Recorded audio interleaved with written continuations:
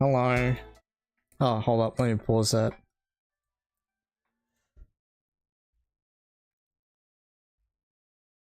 Alrighty. Alrighty. I don't know. I don't know if I should get straight into it or not. I think I can wait around a little bit, and I'll go on to how my day was as far as, well, at least last night. I sorry, I'm at a loss for words. I yesterday made a what's it called, a budget version of the build that I've been playing, and I tested it just earlier, and it's pretty shit. I mean, like, it's just you don't have the extra defense reaction, so maybe like changing the test of strength over for like one of the generic 3 block ones. But I don't want to start off with a game. I kind of just want to get straight into the tier list. I was going to be live like 20 minutes ago, but I had a Dota game that went for like an hour and 10 minutes. So yeah, I kind of do want to get into it, but yeah. And as you can see, I made the thumbnail with this too. Alright. I'm going to go straight into it rather than waiting around. If anyone wants to join in later on and say I'm wrong, of course, they're free to do that. But alright. I think like straight off the bat, there's like a few things we need to address, and that's like Florian's very good, KO's very good, and Gravy's very good.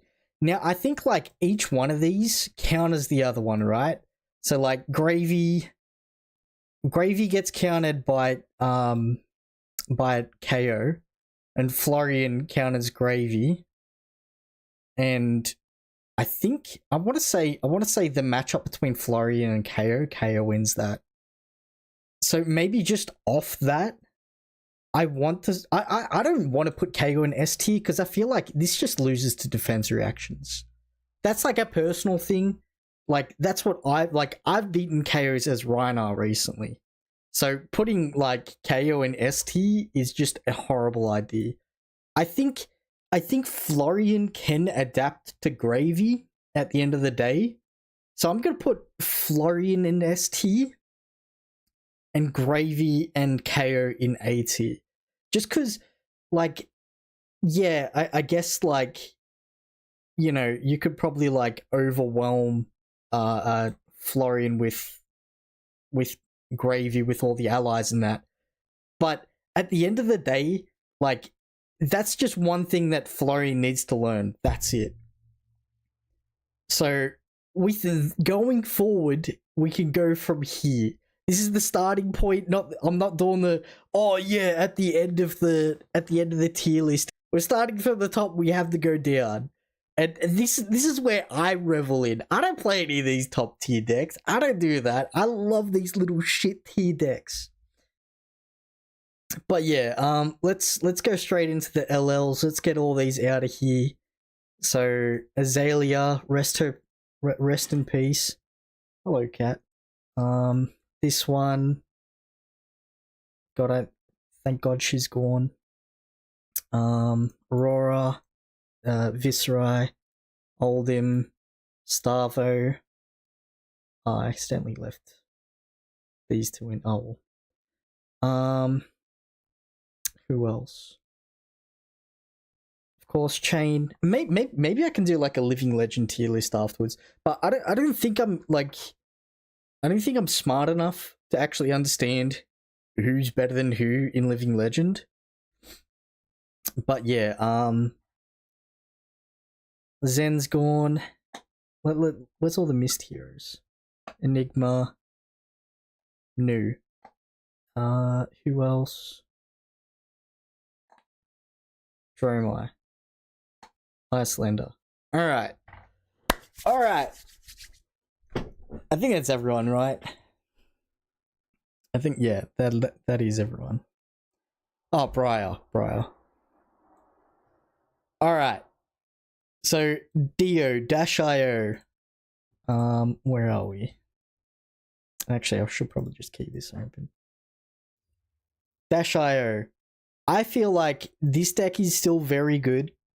It can easily out aggro a good Gravy player, and it can maybe out aggro Florian, but I think this deck still relies on like not being hit and like you like because you still need a block with this deck. I think this deck's C tier just because of that reason.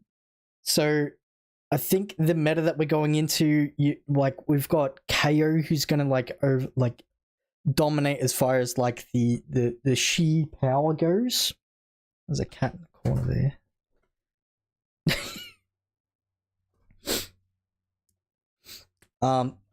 So KO is gonna like push out all these like really good aggressive decks in the format, rather than like push other aggressive decks in the format. Kind of like how we had, where is he? Slippy.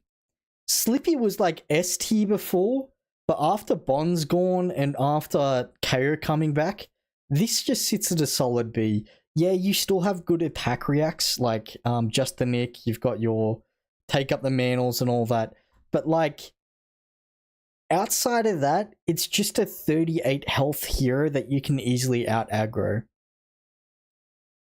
That's how I see this hero now. Oh wait, not a card fall.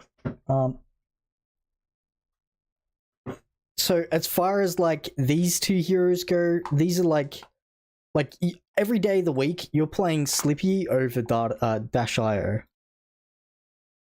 Alright, Pallades. Now, I've versed a lot of Pallades. They can pop off, and I think if someone's been actually testing this hero correctly, rather than like, oh, I'm just going to keep up that aura that allows me to play all my cards for one less each turn, a good Pallades doesn't rely on that. A good Pallades will try and set up that card that allows them to draw an additional card each turn, and like maybe a pummel or something else so that they can push momentum, or like even getting like a good standing ovation turn. I think this deck is at least, I would put it A, but because Gravy exists in the meta, I think this has to be B. Max is a D. There's no way that you're ever deciding out of all the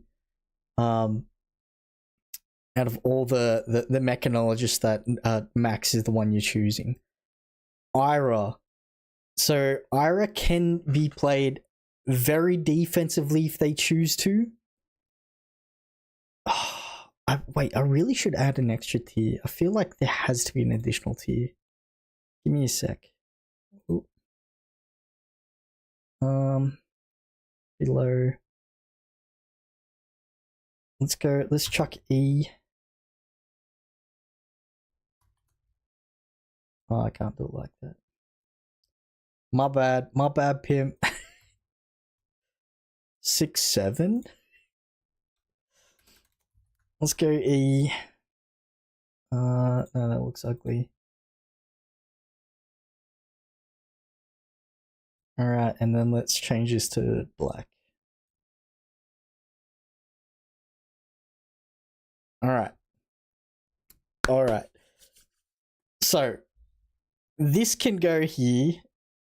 This can go here. These Pallades, no, I'm still fine with this. I'll even do it in the correct order that I think these are going to win. So I think Ira is currently better in this meta than it is Slippy, and I think Pallades beats Slippy because of the extra armor value and can do setup turns better than Slippy can. Because at the end of the day, Slippy's just a 5-card hero. Meanwhile, like Pallades can have its like 6 turns or 7 card hand turns. So I'm gonna put Ira slightly above that just because it has better defensive options. Dorinthia, I will be proven wrong, but I think I'm gonna put Dorinthia low B for the moment.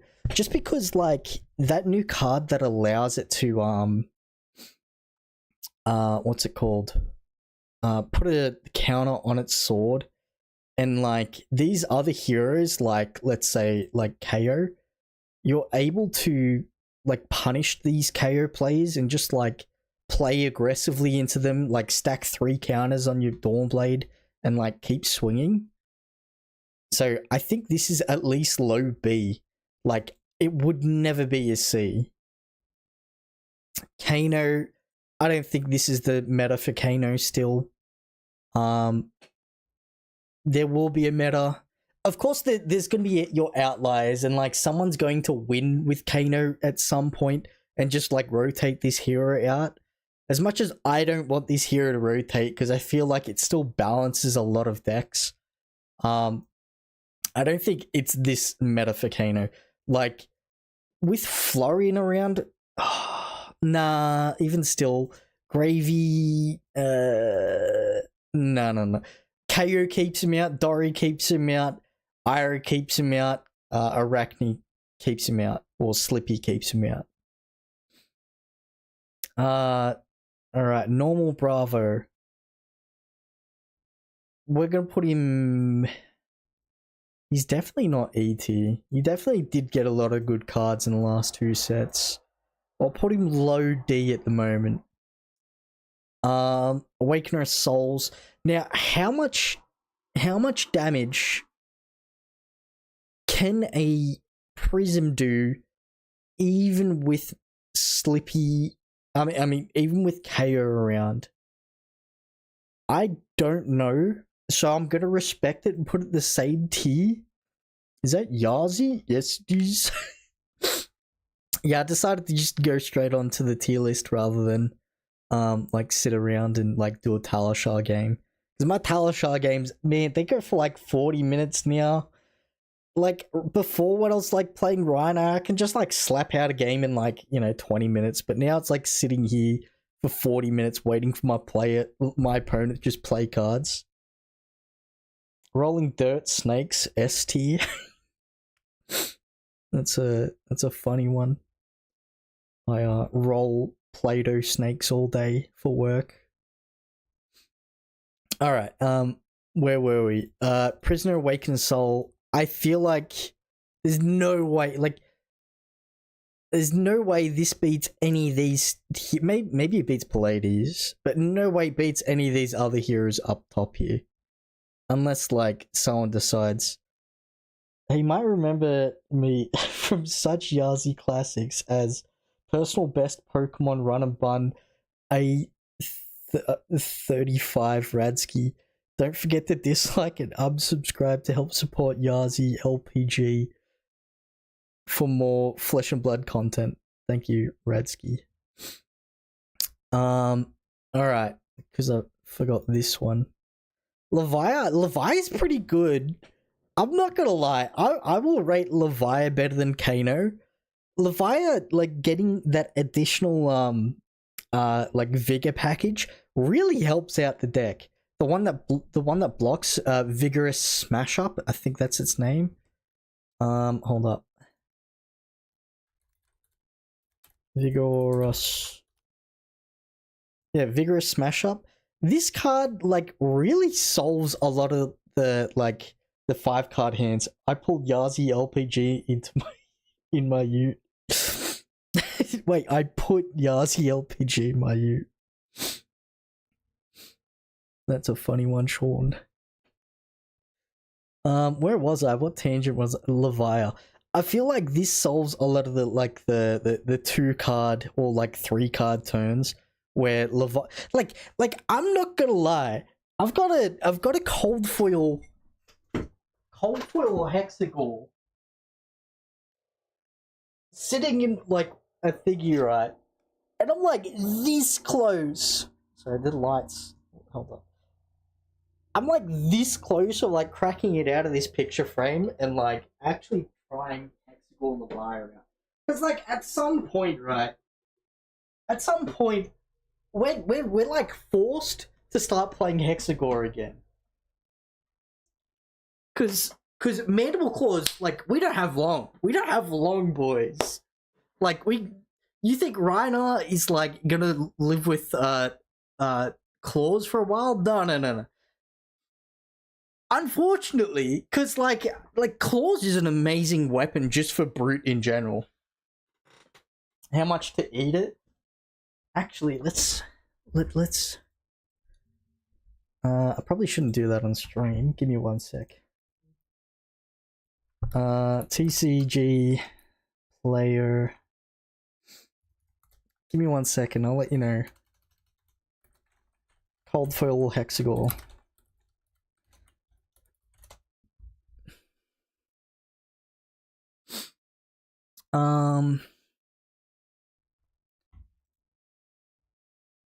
Alright, let's see if there is first ed cold foil. Like, I'd probably do it for like $25. $25, alright? Alright, where are we at?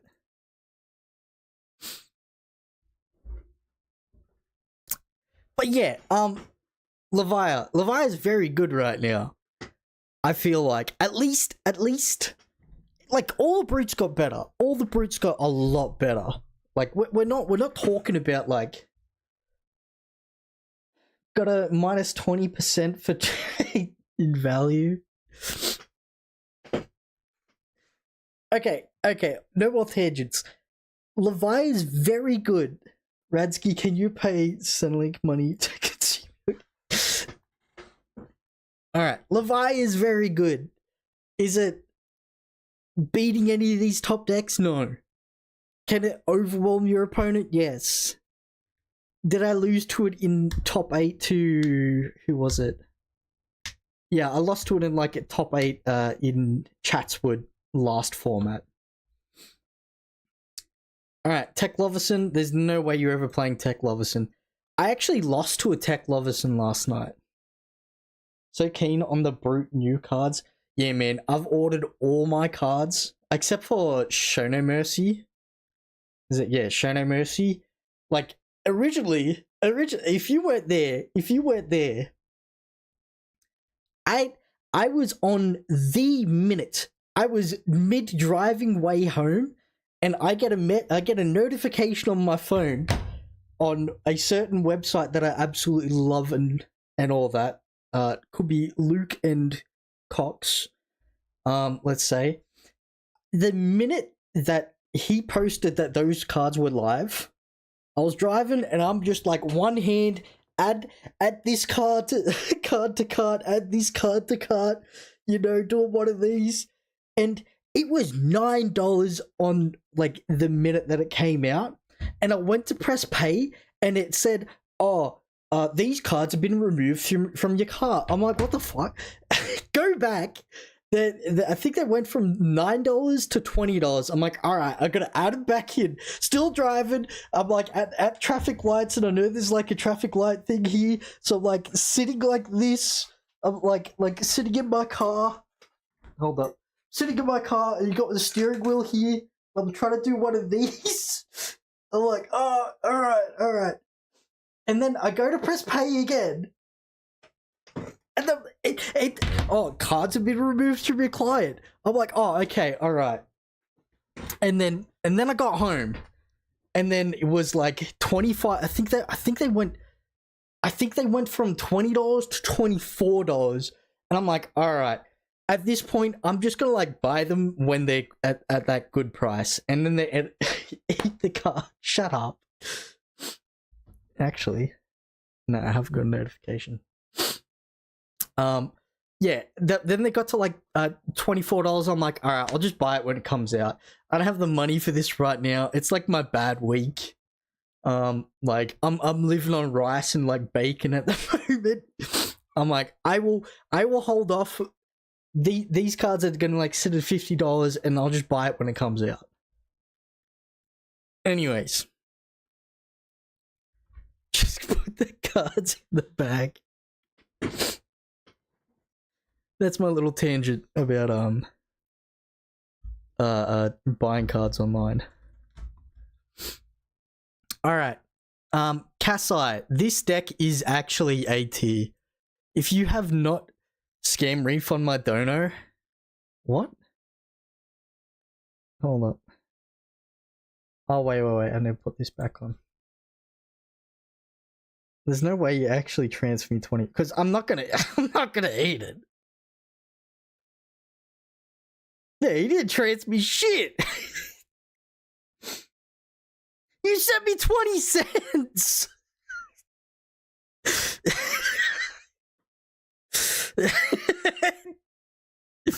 Hold up.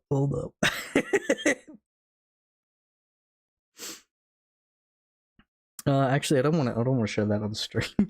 Motherfucker sent me 20 cents. All right, that's cool and all, but want to book a trip to Threadbow and do a deck profile in the snow? Maybe, I don't know. I want to do more deck profiles. Like, I probably want to do one for KO, like the new RKO, but we'll see. All right, Kasai, I moved it up here earlier. 20 is $20. Hey man, you don't want to see my bank account right now. $20 is more than $20 to me right now. But yeah, Kasai, this hero is very, very, very, very good. If you have not versed a Kasai recently, Kasai is insanely strong. I don't even, like, you don't even care about that new card that came out that creates a, what's it called? Centenary Sellsword. You just have a better way to deal with Gravy. And on top of that, Kasai was always stronger than KO. Like, every day of the week, Kasai was stronger than KO. Like, oh yeah, he had Berserk. Who cares if he had Berserk? Like, Kasai just goes block, block, block, block, block, block, block, block. Okay, now it's my turn. I'm gonna swing at you for like 1 billion damage with Go Again and then keep going. And then at some point, when they're in that grind game, Kasai has cards that block, and KO has like Wild Rides and Pulping left in his deck. What are you gonna do? Who wins that matchup? I tell you, Kasai does. But is she gonna beat everything else? No. Olympia, let's actually give this its own tier. Give me 1 second. Oh, hold up. I forgot. Olympia Cope. We'll put Olympia down here in his own little hole. There's no way in the world those extra equipment pieces makes him able to do anything at all. Like, when I saw those cards, I'm like, oh yeah, that's cool. He can add more play more equipment, but then it also takes up 4 equipment slots as well. What the heck? Like, I don't know. Give him a weapon. Give him something. Wait, just do something with him. All right. Rant over. Mario. Look, man.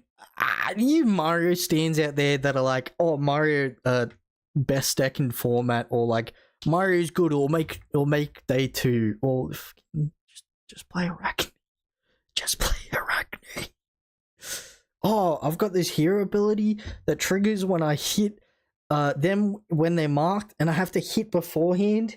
Shut up. Just play the other Arachne. The one with Go Again. The one that says Go Again. Play that one. That one's so much better. Alright, Syndra. I don't know, man. Syndra, like, no. Syndra just always is. Syndra just always is AT. Like, Syndras can just, like, slap you with 50 damage and then just tell you to, like, go home. There's no, like, everyone rating Syndra shit, or bad, sorry. Everyone rating Syndra bad is just stupid. Just outrightly stupid. Oh, the hero that can do, like, unpreventable damage every single turn, re-equip all its knives. Oh, but what happens if you swing a CNC into him, into Syndra? Guess what? Just, like, plan for that. It's so easy to do that. Oh, if I know they're going to hit me with on hits, then I'm just going to, like, slow down for a turn. Play those setup cards, the one card fives. Do that instead. On top of this, I've never seen a ninja or like a Syndra player break its own blood splattered vest. I've never seen one pop it. They always have it. And it's like, oh yeah, you know, just in case I need. Shut up, just use it. Like, you're an aggressive deck, just play it. Anyway. Fang, look man, Fang's still bad. Every day of the week, I see someone being like, look, I'll put him high D. Every day of the week, I see Fang, and I see all these Fang copers like, oh yeah, man, he does so much. As soon as he turns his weapons on, like, he's online. But you know what? He has 10 health left. Like, yeah, okay, you finally turned your hero ability on. You have 10 health left. What the hell are you gonna do? It's a hero you have to play aggressively with. It's a hero, oh yeah, I have attack reacts. But up until that point of, like, your hero turning online, like, you're just like, I have to pitch to play my weapon. And then I need to attack react with that, and then I swing the other weapon for 1. And on top of that, I still need to find a way to mark you. Like, there is no way, like, you're rocking up to, like, Shizuku, to rocking up with Fang. There's just no way in the world. Alright, Rhinar. Alright, let's give some real hot takes. Rhinar is still below C, and Levia is currently better than Rhinar. Rhinar is good, don't get me wrong. I think Rhinar can easily beat a Pallades. I think Rhinar can easily beat an Ira. I think Rhinar can easily beat, like, any of these top decks up here. The difference is, there are no good Rhinar players. Every single one of them is playing Claws and, like, Gambler's Glove still. Like, I'm gonna use, it's 2025. Why do people still play Gambler's Gloves? I don't get it. Like, it's literally minus value every single time I see it. I'm like, you literally have Apex Bone Breakers? Just run that. On top of that, like, going on with Claws, every good Brute player who's, like, actually played the game and, like, decided to, like, pick up one of these old heroes understands that Rhinar is better than with Club. If you go on Talishar, on the other hand, if you go on Talishar and you look at, like, the top, like, rated lists, they'll all be playing Claws. Every single one of them. I'm, like, in a group chat with a bunch of other Rhinar mains, and, like, literally every single one of them is just playing Claws. I'm like, you realize, like, the value Rhinar gets is, like, block 1 or 2 cards, be able to pitch, use Tunic, swing with, like, Pulping, and then swing with Club for 11 damage off 2 cards. That's how you play Rhinar. It's these slow, back and forth games, which is why, like, personally, I've fallen in love with my, my RKO build.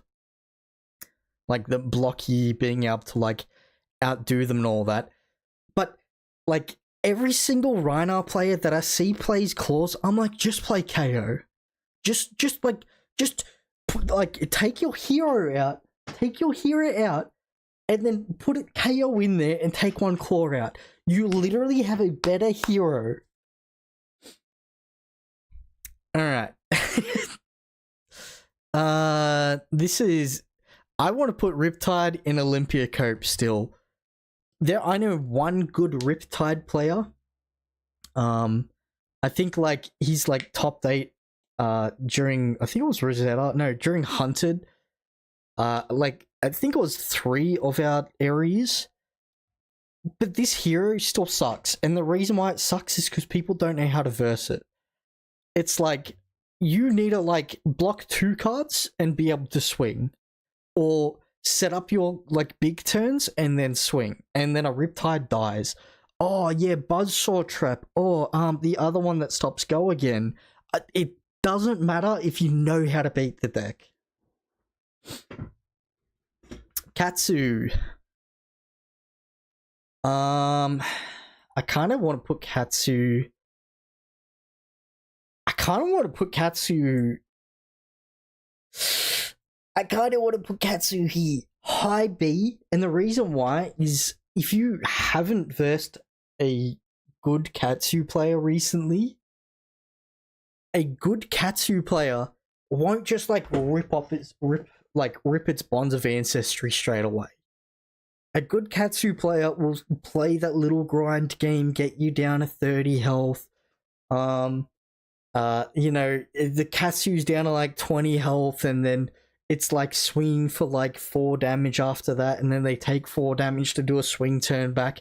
But then hear me out. The Katsu lives on 3 health. The Katsu is on 3 health. He hasn't used his mask at the Pouncing Links. He has Bonds of Ancestry that he's been holding for 3 turns. And then it just like does like a 45 damage turn just by like whirling I don't know, all the whirling cards, and just kills you. I've seen it. It's happened to me. Katsu is actually good. You just need people to actually play that deck. And if you're gonna try and get Syndra players to not play Katsu, I think that's a pipe dream. Oh, I mean the other way around, right? Alright. Betsy. I'm gonna put Betsy here because of that new aura that can't, or why can't you stand? I think that's named the one that makes everything cost 1 less. Giving Betsy a cost 1 less every turn actually is good, and it's not in like unplayable tier. Jarl, look, you can put your Fiddler's Greens in your list.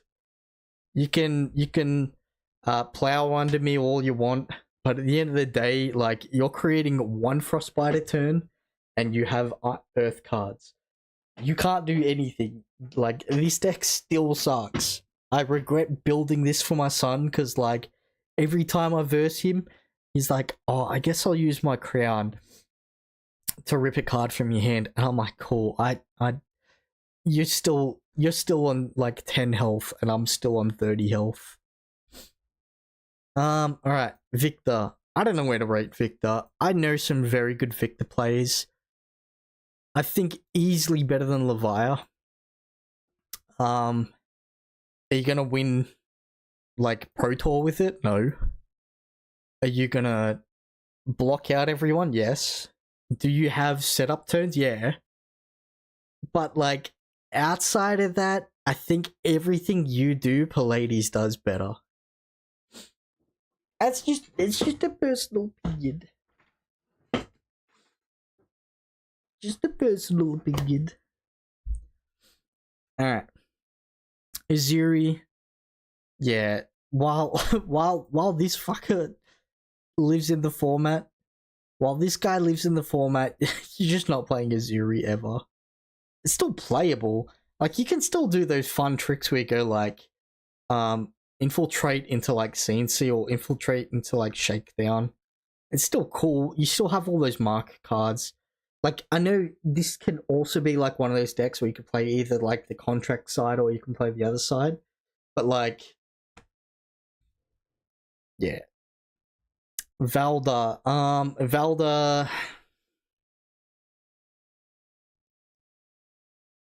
Valda's better than Bravo, right?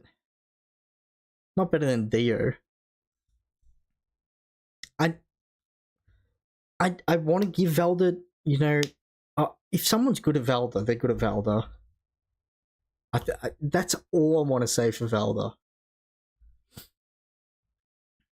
Boltyn, you're forever. You know, no matter what you give Boltyn, this hero sucks. This hero sucks. Like, when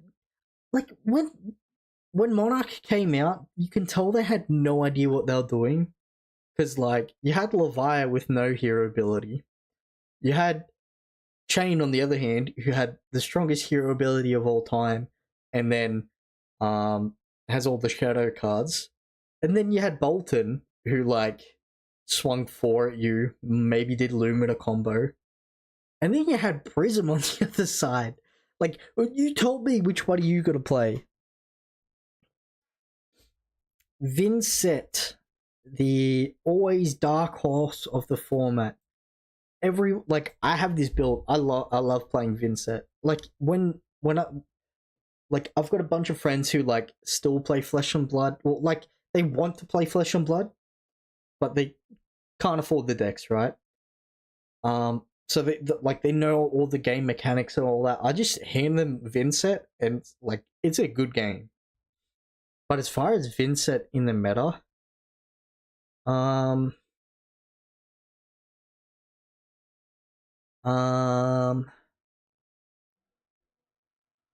don't know, man. I think it's definitely like I think there needs to be another tier. Give me one more tier. One more tier. All right, we'll go one more below. So this one's C. We'll go D here. We'll go E here. And we'll go F here. All right. So we can do this. Right? And then I know I was talking about that earlier, but like at least Leviathan. All right. I think that's more suited now. All right, like everything in CT was clumping up. Yeah, okay. I'm fine with it. All right. Who are we talking about? Oh, Vincent. Vincent's still good, but at the end of the day, the one issue about Vincent is you have a certain threshold of how much damage you can output, and that's it. You have like I think one time I equated, I think it was 114 damage, and if you're able to like block out every single one of their attacks, you literally win on the spot. I don't know how it maths out to that. Like I'm a 60 card deck, you're a 60 card deck, but like they will like block 9 and then like swing at you for 1 billion, right?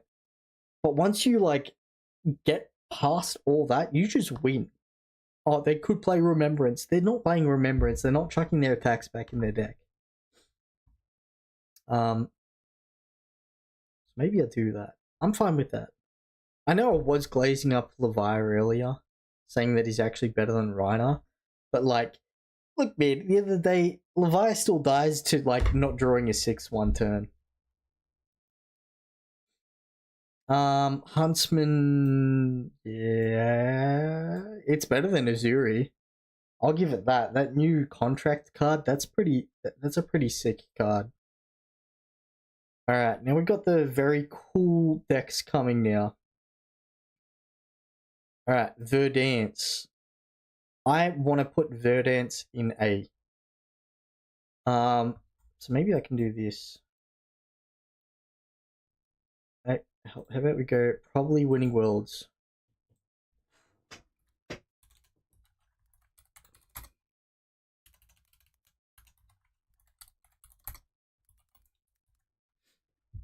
I'm gonna do this.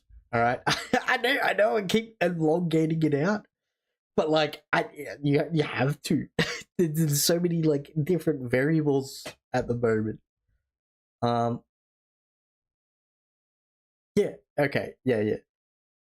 I feel like Verdansk is still like top tier. It still has Millennium Tree combo. Yeah, it doesn't have the helmet anymore, so I can't just randomly add it back. But it has is it Evergrowth? The one that puts it at the bottom of the deck. This deck's still very good. I will still lose to this deck randomly out of nowhere, and especially with that new deal 6 damage card, deal 6 arcane card. I don't know what it really does. It stops 6 arcane. But like, this deck's still very good. And if you ever don't know how to verse this deck, you need to go out to verse this deck. Like, sit on Talishar all night, waiting for a Verdansk player to show up, to learn how to actually beat this deck. If you don't, you like as soon as you verse it, you've already lost. Like, oh, you think oh, I'll set up an Arsenal card. Well, here we go. Here's a Plow Under. Oh, okay. I'm gonna play aggressively against it. It plays aggressively against you. It goes Felling the Crown. Like, yeah. All right. Oslo. Come on, man. I like this. This is just low D. Low D. There's no way in the world. No way in the world you're ever picking this deck up. This just, oh, I bought my what's that hero called? The one Aurora. I bought my Aurora's deck. I bought all like I bought my Aurora deck and now I don't have the lightning cards. I don't know what to put it in. Oh, I guess Oslo exists. I guess I'll play Oslo. Like shut up. Shut up. Shut up. All right. Puffin.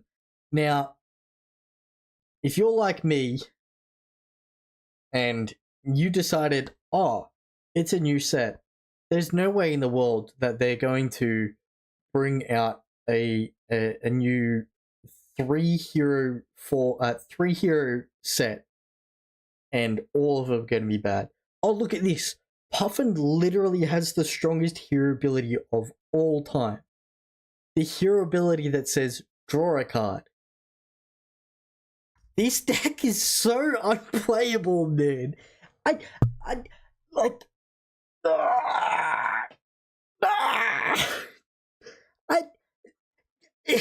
Jay White, I want my money back. What the hell is that, Radsky? Actually, I need to stop playing with it. When I went back over my stream, if you hear that clicking, that's just a random pen. I gotta stop playing with it. Anyway, Puffin.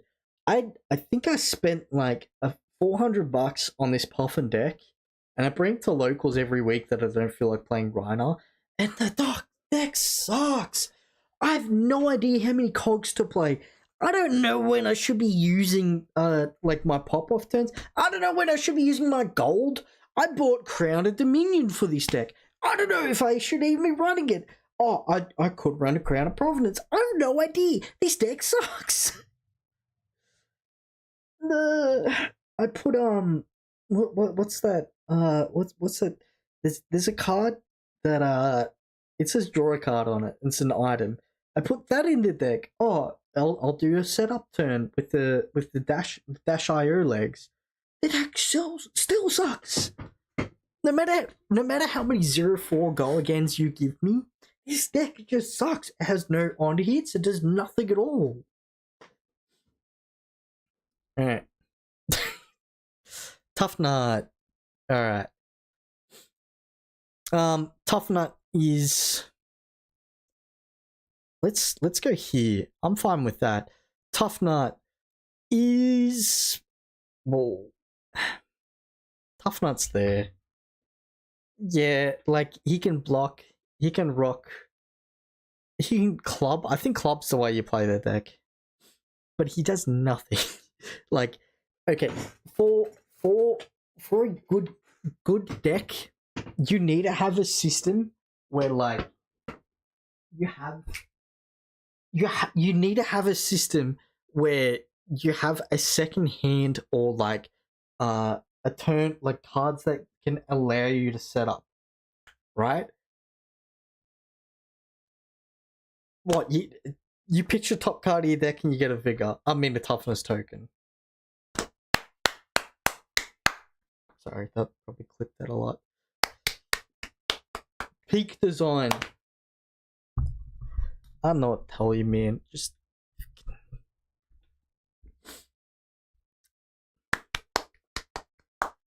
Oh, all the revered cut stuff. I don't care. The hero ability sucks. Like, for a 3-int hero, I wanted a better hero ability. Like, yeah, the toughness token's cool and all. Yeah, the fact that I can run rock. It's like, you have to run Visit the Boneyard, and you have to, like, set up with that every single time you want to play the deck.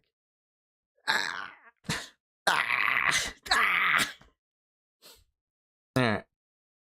Fire. Man, if Art of Wars was around, I know there's that one player. I think he's from Poland or France. Fire is still very good. Fire is still very, very, very, very good. The fact that you can go like Dragon Scalers and like attack again with your weapon, insane. But does nothing else. RKO, alright. RKO. Something people aren't ready to hear, this deck is actually high B. And the reason why is my deck list. Because we're in a stall format. Like, you need to stall out these decks to win. The only difference is that Florian does it the best. Because then Florian late game builds 30 rune chance, swings you for 9, and then Florian wins. The difference is, like, no matter how much damage you have these days, there is just better blocks. And this hero, it just has a hero ability that allows it to keep steamrolling when it's winning. No one's ready for like someone to rock up with an RKO and come second. It's not gonna win, but come second. Lyeth, no matter how much cope is in the world, a 5-int hero is probably 5-int hero with an ability like that where it halves all the damage. Yeah, you could. I think it was on Reddit. There was like someone who did like 20 damage, 20 damage, 20 damage. It doesn't happen every game. I don't know, man. Like, I wanted a lot for this deck, but it just does nothing. Like, it really just does nothing the entire game, and then just like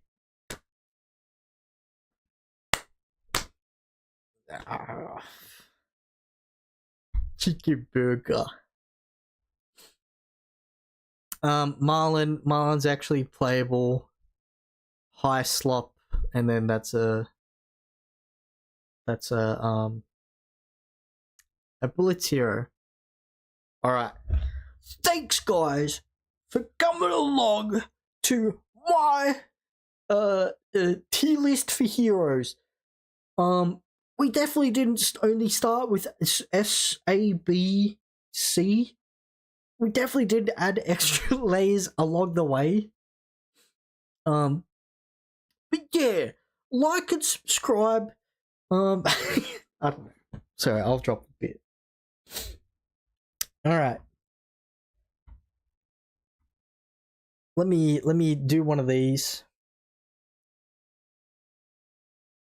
Post this on Twitter and say, if you disagree, you were wrong. Oh, that was on my stream. Good, there was nothing. I mean, at least the worst thing that you see is that I actually played Tarkov. I think that's downloaded still. Ooh, let's not do that. Hold up. Oh, we got a World Tour Sydney. Why you not come Armory? I've been wanting to, but I'll make sure. Okay, Mr. Flucus Boxes, I will make sure I come this week. Lots of love, Yazi. Thanks, man.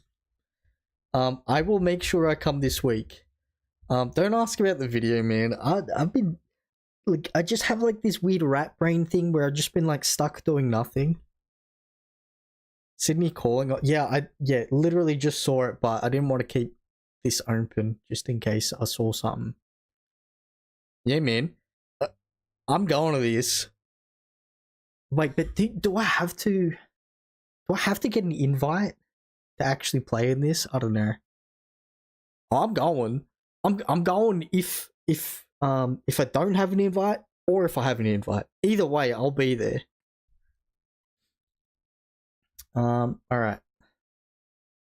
Let me do this for 1 second.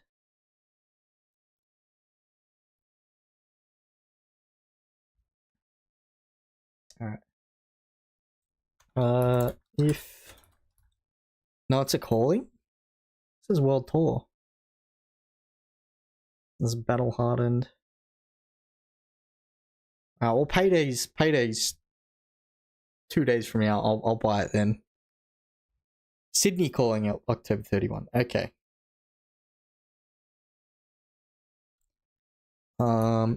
If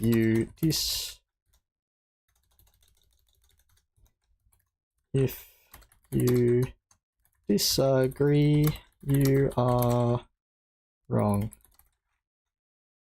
I'll invite all events are World Tour. Okay. Alright. I'll definitely be there. And I'll buy my ticket in 2 days.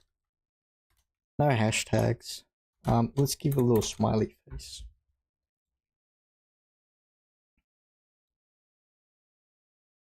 Alright.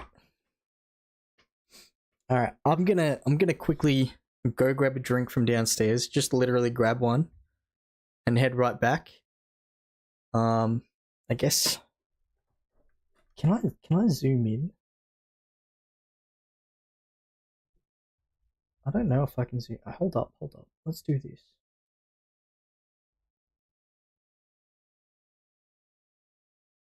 Watch my cat while I'm gone. I'll buy you a ticket if you shave your head. Ain't no way, man. Oh, it's live? Oh, it's Sigma. Sigma, I'm just getting a drink real quick. Can you take care of my cat? I'm just getting a drink, alright? I'll be right back.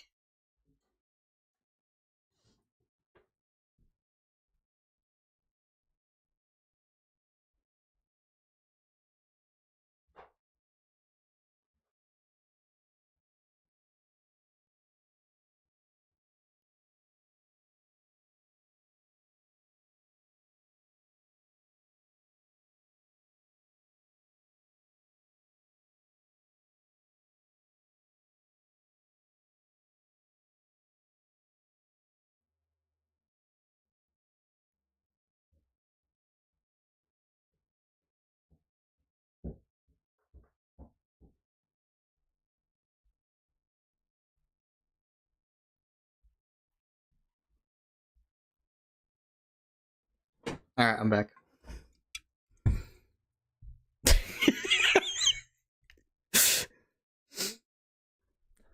Here we go.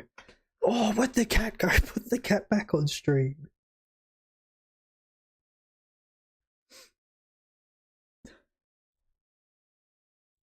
Sorry. I had to move around my screen for this. I take really good care of cats. Look how quiet he is from my presence. Now, that's not going to be centered anymore, is it? No! Alright, I'll fix that up later. Alright. Now, Sigma.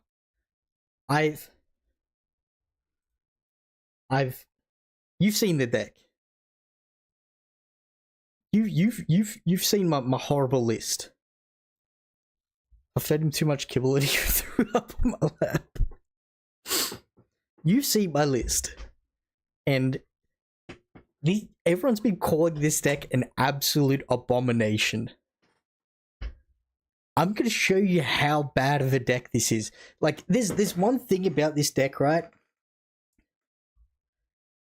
You just like win, like late game, and if you lost, that's literally your own fault because you didn't set up. All right. So I'm gonna show you how a real brute player. I'm not versing a Goliath.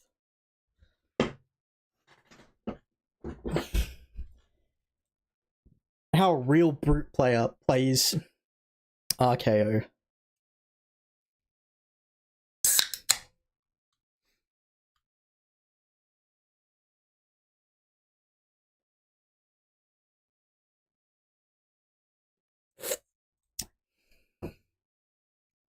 Alright, we're gonna go second. We are gonna play Savage Sash. The true abomination, it's using that helmet. Yeah, man. Yeah, man. You've been, sorry, let's give him a hello. Good luck, have fun. Yeah, man, what do you mean? The,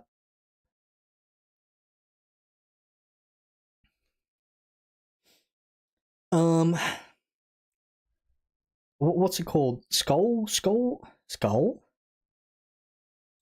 What? A Skull? No, not Skullhorn. What's his name? Skullcap. Alright. We're gonna go Goblet Pass.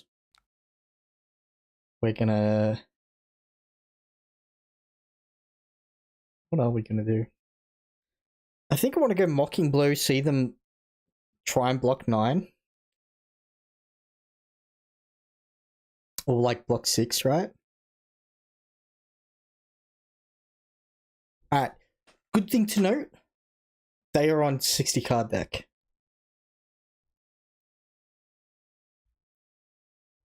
They don't know that I don't have a blue. Alright, that's fine.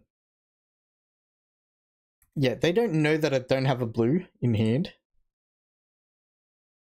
Unfortunately, we got this. Why isn't the Fabry link in the video description? You're terrible at marketing. Oh man, oh no. How do I don't know how to change it from here. Alright, let's do this. They're gonna do that funny...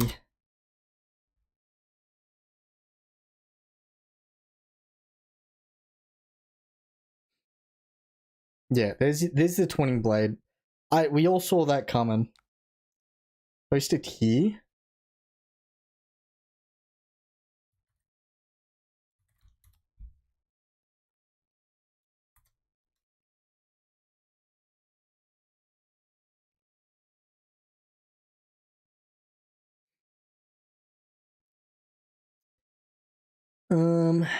Yeah, of course I had Twinning Blade.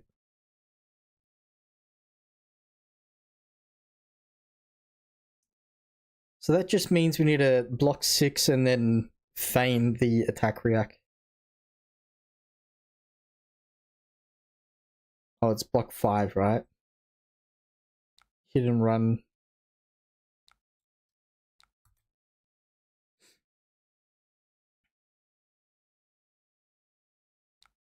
Well, that's not happening.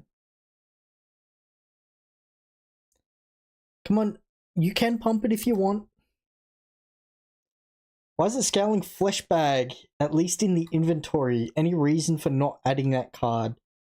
So I think in the current day and age, a deck like RKO doesn't care about Scowling Flesh Bag.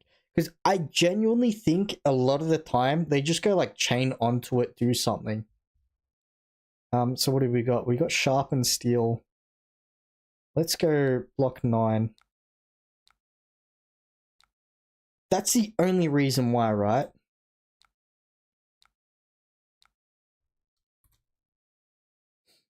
If they go Twinning Blade again, it's just GG.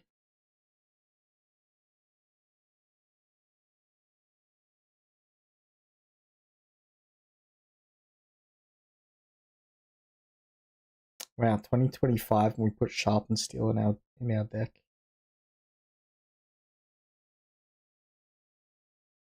Alright, deal 1.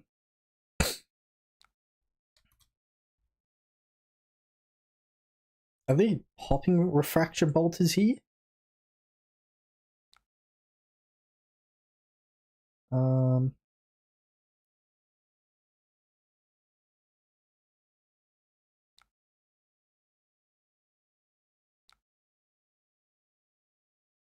It also tanks a big ninja attack. Yeah, like the thing about the deck is it's still oriented. The thing is, we're fatiguing them. Like I want to put Scowling Flesh Bag in, but the other side of scaling flesh bag is that you're you really want to stay as high life as possible, as much as possible, and you have to hold scaling flesh bag out for those turns. You don't win like a normal brute. Oh, this says dominate. Cringe. What can we do? So we can do this. Alright, so they're gonna force the on hit, okay. But yeah, you stop a whole big pop off turn, but you already have all these cards because of Test of Agility.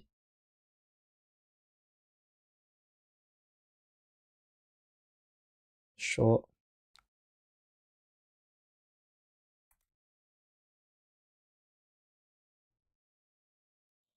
Although people associate me to aggressive brute decks, especially Reiner. I do love the fatigue decks. CYB Reiner was something.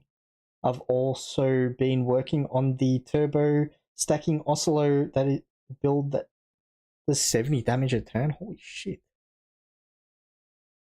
Let's do this. And let's dominate. Wait, when did that get a counter? Oh, that did get a counter last turn.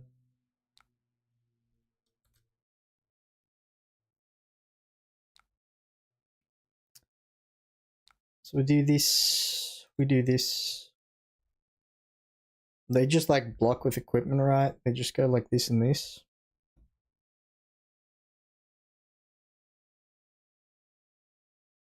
I'm so happy CYB's gone. That did not belong for this world. Yeah, as I called it, they blocked with those two.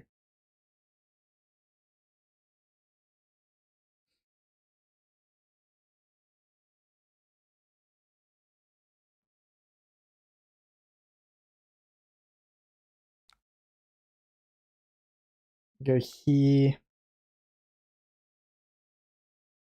We can block with this, Arsenal this afterwards. Nice. I mean, we can't do anything with the go again.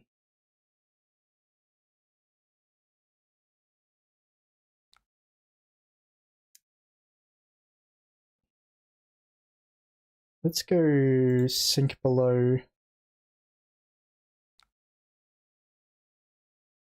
So the downside is, yeah, no, we'll leave that. All right, say goodbye to your Dawnblade counter. All right, so it's going to come in for 5 on hit. Create a Vigor and a Might, and they're just going to take it this turn, or not. All right. They have the Oasis.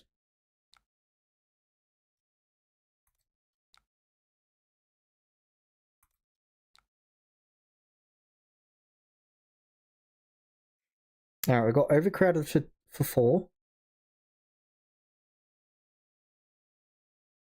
Unfortunately, we didn't have this for a setup turn.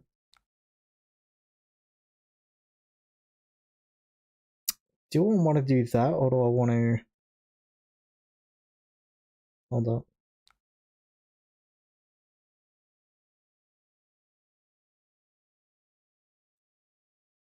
I think this is correct, right? Because then we can at least do this.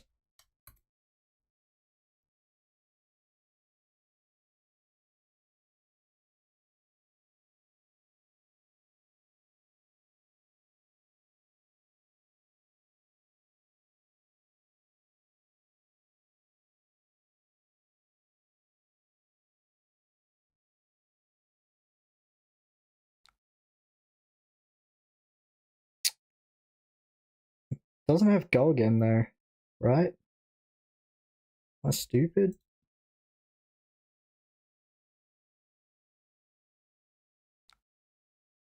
We'll chuck that at the bottom.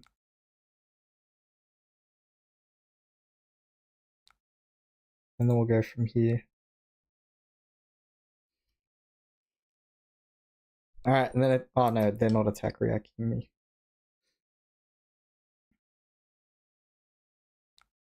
Alright, so we're gonna play this. And then this is gonna come in for 7. And then we got this in Arsenal. Alright. Let me just check Twitter real quick.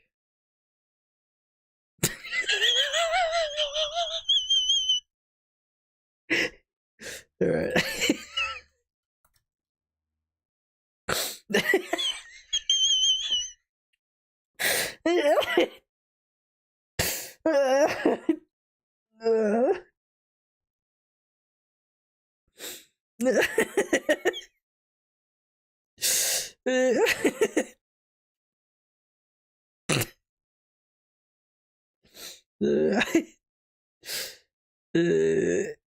Ooh, this is that big one, right?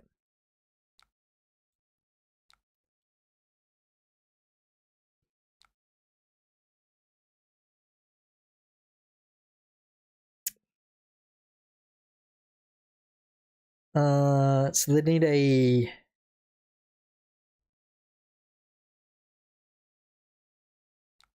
They need to give me 2 cards. Sam Sutherland just released an article on his take on RKO. How about I do the... After this game, I'll read that, because I think I saw that.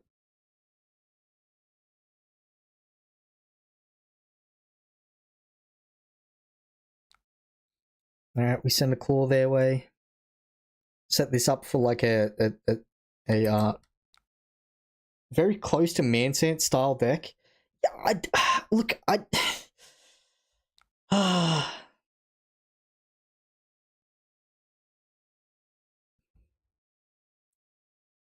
could do this turn, right?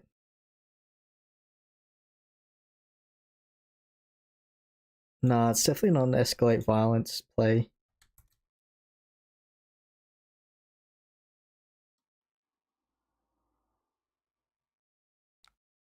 Outside interference allowing to give GA to finish with a 0 for 5 that he goes fetch from inventory is pretty good. I will have a look at that. RKA is very cheap to build. I agree. I think it's like one of the reasons why people should be looking at this deck. Especially if you play Knucklehead. Chuck that to the bottom.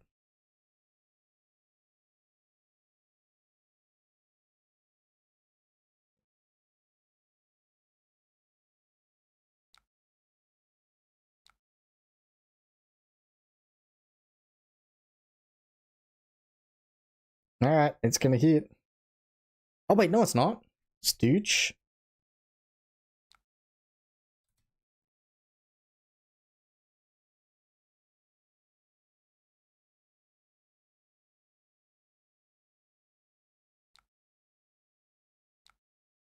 Wait, I just realized we're actually winning the lead right now.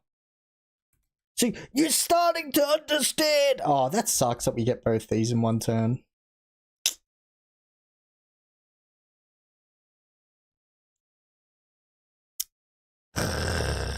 So... Unfortunately, it has to be this, right? And like, they're gonna pump, but that's fine. We're gonna play our Cruel Ambition for the turn. Yeah, whatever. We're gonna play our Cruel Ambition for the turn, and then we're gonna swing Claw and pass. Swing with Big Bully next turn, and that's where we can start getting our momentum to win. This doesn't have Go Again currently. Oh no, it does get Go Again. Drats!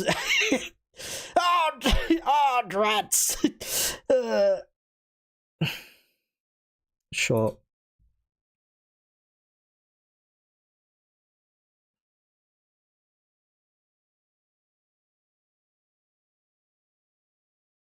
That means it's so annoying. I really like outside interference tricks because it's you just need to be more live. That's the only reason why this deck sucks. And the way you do that is by playing all these blocker cards. Wait, what? Oh, they undid. Alright.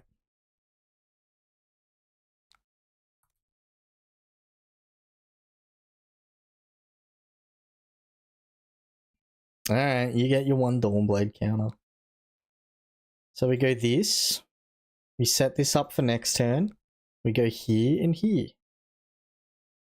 And they're like, you held for that? Why would you hold for that?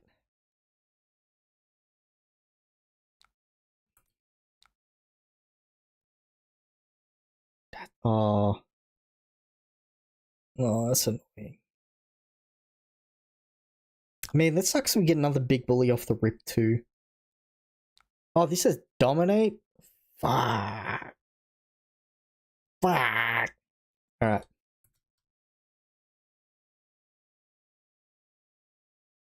Wait, they have authority? Yeah. Ah. What? Ah. Outside still blocks as long as you have 3 reviled. Yeah, I get that. Let's go here and here. Yeah, you're gonna get your pump. Who cares?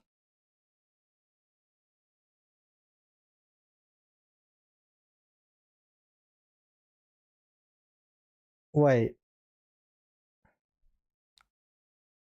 Sure.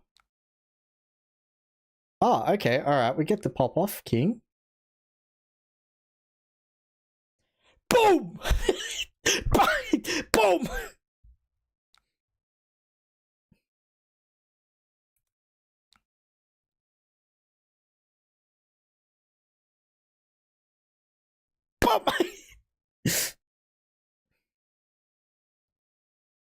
So this is the scary part of this deck, right? So they do have a counter on. Oh, they have Twinning Blade. Let's play around the Twinning Blade. That's kind of like on you for showing me you have it.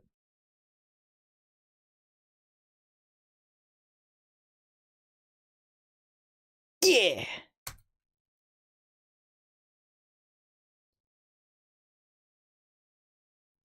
So this is their Refraction Bolter's turn.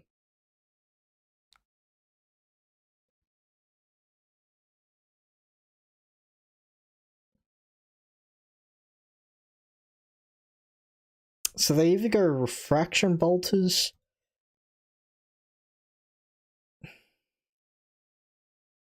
That can't be a pump, right? It's just not a pump. They don't exist.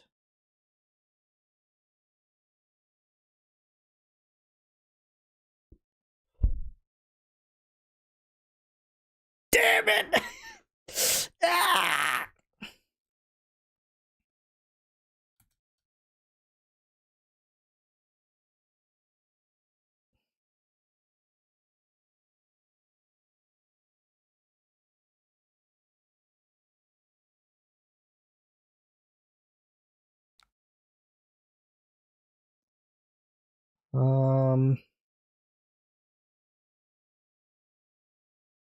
I will take 9 and then set up a big block turn in the future. Yes. That is my plan.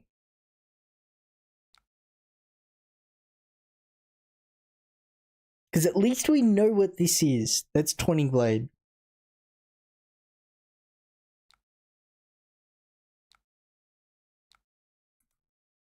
They're on 2. Or is it 3? It's 2.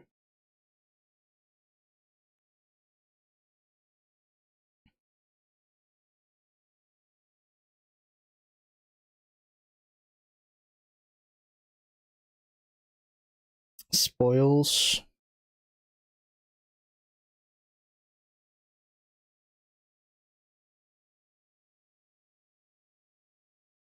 How do we stop this?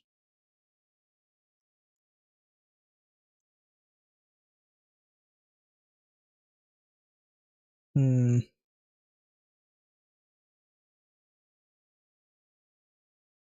go block 7, right? Test of agility on top. Shot.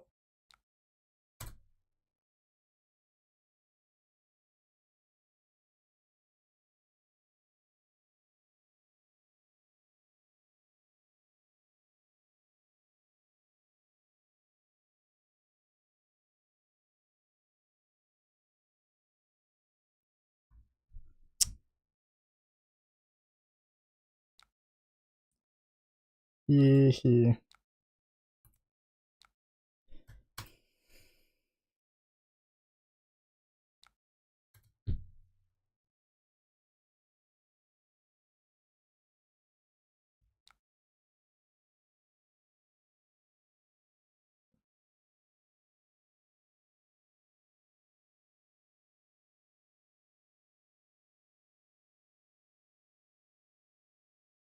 It's still do this.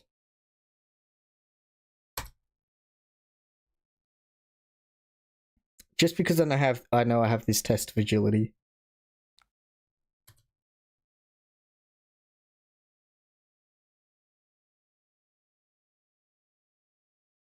Because I need.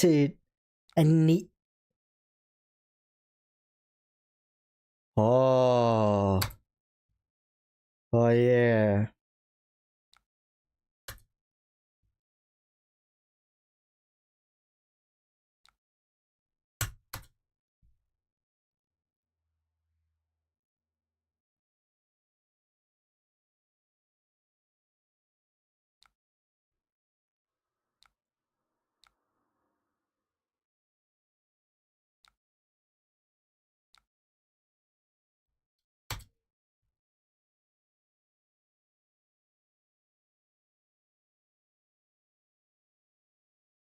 Come on.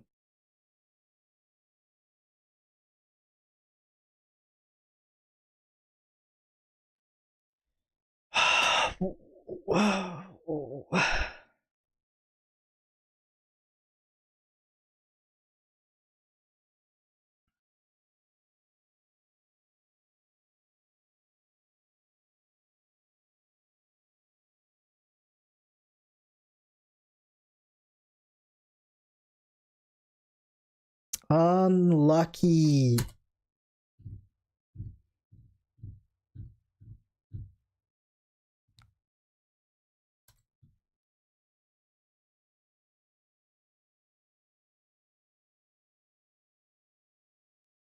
So if I blocked with this, unlucky.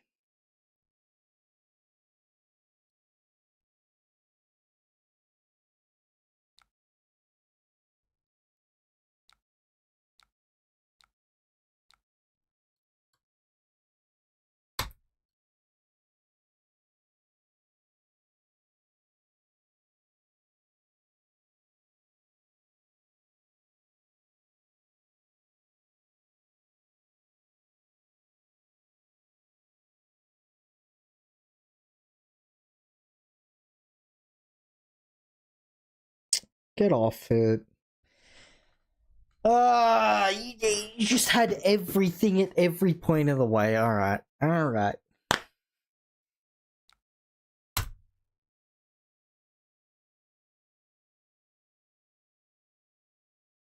Wait a minute.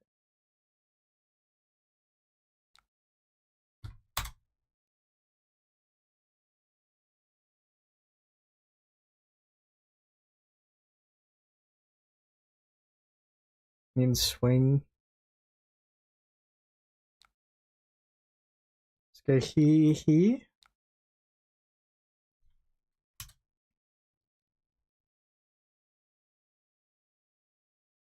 Alright, we got Mocking Blow on top.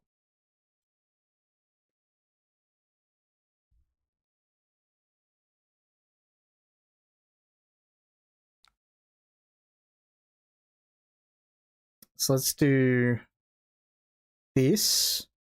Actually get rid of this. So get Mocking Blow and swing the Mocking Blow.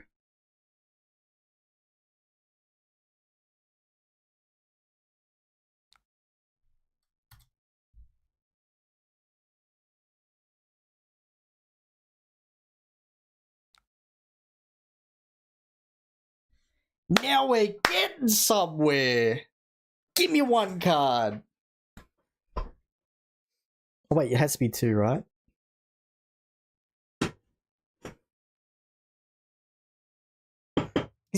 Yeah.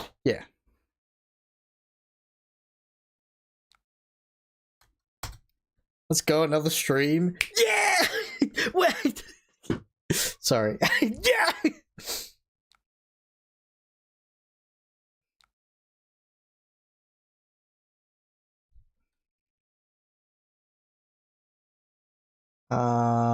Yes.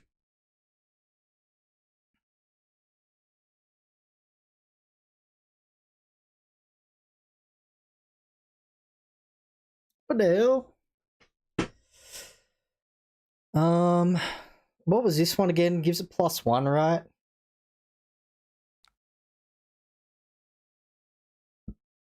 See, I told you. We'll chuck that to bottom.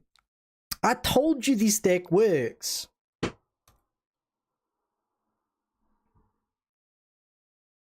Because now every turn, he's forced to over. There's no attack. He has to block 6 here. And now I go, oh, I just Arsenal this anyways. I don't care.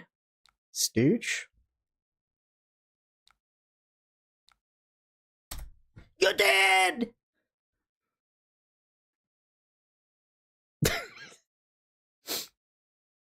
See, I told you. My bad, yeah. Another W to the... Man, I just scared the shit out of my cat.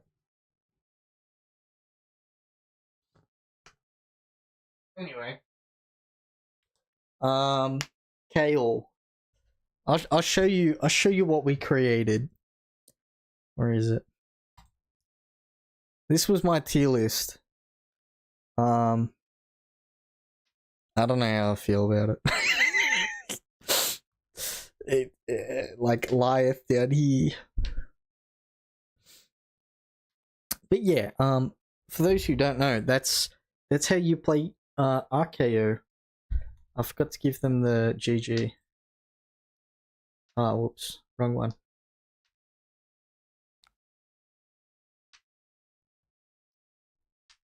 Your Dory deck is funny. That altered Dory hero is a bit ugly. Shut up. I told you, this deck works. And like, I like that was like 3 turns of like a Dory just like slamming, and I still won.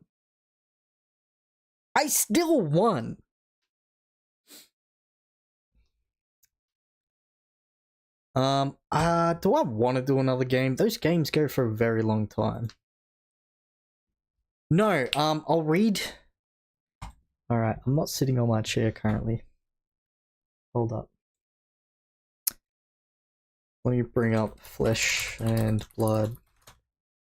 It is on the Flesh and Blood website, right? How you play?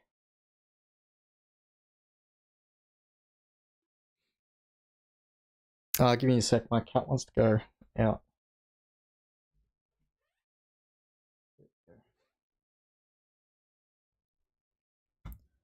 Zero to 80 KO by Sam Sutherland. All right, let me. I've got old grandpa eyes.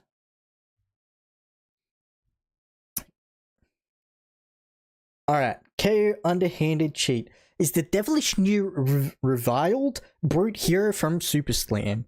While brutes generally have a strong reliance on 6 power attack action cards, KO has done away with need for these, unlike other brutes in Flesh and Blood so far.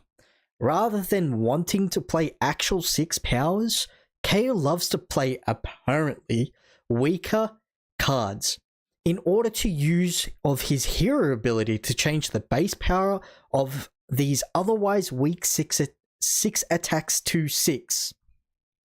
Otherwise weak attacks to 6, sorry.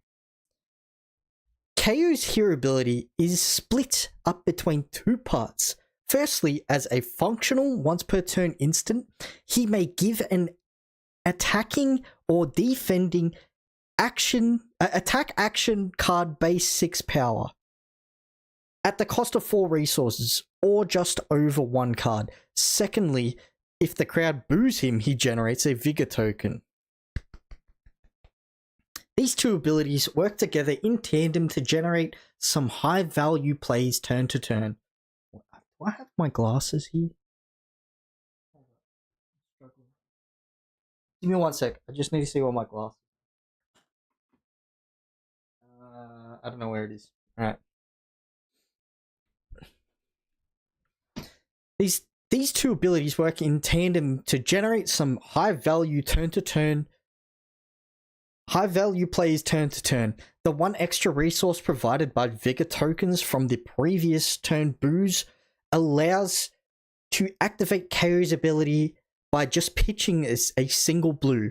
This turn to turn play pattern is one well want to employ often. This turn to turn play pattern is one we'll want to employ often, as keeping Vigor tokens flowing is one of the ways to make KO consistently above rate. Notably, we'll be playing Fyendal Spring Tunic to act as a pseudo Vigor token every 3 turns. Make sure to use this wisely though. This resource wisely though. It can allow you to break back into the Vigor chain cycle after you've fallen out of it without holding too many cards to do so. Now that we know why we're playing KO and what he's trying to achieve, let's discuss his power plays. So let's look at the deck list. Sam Sutherland, 0 to 80. So we got Apex Bonebreaker, Tunic, 1 Metal Claw, Null Rune, Scabs, Scowling, Skullhorn, Spellfray Clubs. That's a fair list. We got 3 bully tactics. Big bully. 1 bully tactics. 2 Findler's Green. 2 Jack Be Nimbles. Looking for scrap. Mocking Blow. 1 Nimble Strike. 3 Nimbleism. 3 Outed. If you're marked, you can't. Ah, come on, get off it, man. Shah Strength, Sigil of Solace, Sink Below, Swing Big, Take That. I was thinking about playing Take That. Tear Down the Idols. I've set the SB cards he mentioned. SB? Sideboard. Okay. I didn't get it. Outed is for gravy. Okay, alright. Why is that? Oh, for the what's it called? Whaler Humperdinck, right? Tear Down the Idols. I guess. 2 Villainous Poise, 3 Mocking Blow. You're not playing the steel cards? You're not playing Gang Robbery? Where's your Villainous Pose? Not Villainous Pose, what's it called? Where's my deck list? Where's your Cruel Ambition? Copy paste this. For some reason I'm not seeing it. I've set the SB sideboard cards he mentioned. Outed is for gravy. Copy paste this. Alright, give me a sec. Alright, so 1 Barraging, 1 Bask, 2 Boos, 3 Looking for Scrap, 3 Mocking Blows, 2 Nimbleism, 3 Nimby, Outside into. Oh, okay. Yep, yep. Yes.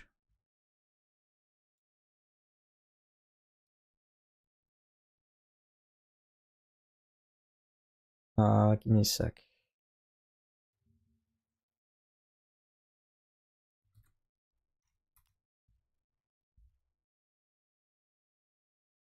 One second. Alright, that looks a lot better for my eyes. Alright, 3 outside interference, 2 overcrowded.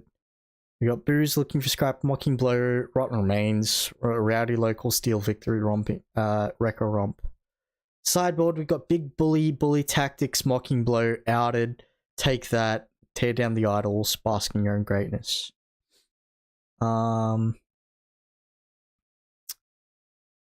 Show. So I think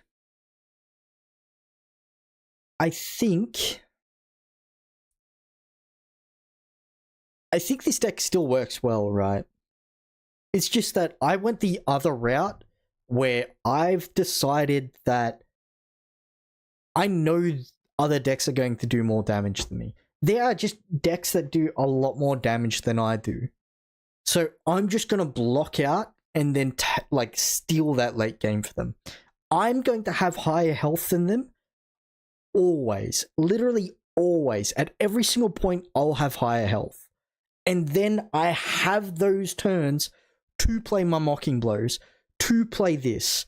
Like, they're always on the back foot of life. Meanwhile, this is trying to out-aggro those aggro decks and trying to use swing bigs, trying to use big bullies and show of strength to gain that momentum. I think this is wrong. I personally think this is wrong. I've tested like builds like this. I know you got your Nimblism. I know you got your Nimble Strikes. I know you're looking for scraps. But if you want to play an aggressive deck like this,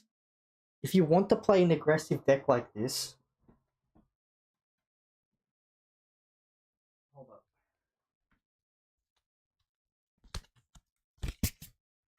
Where's this?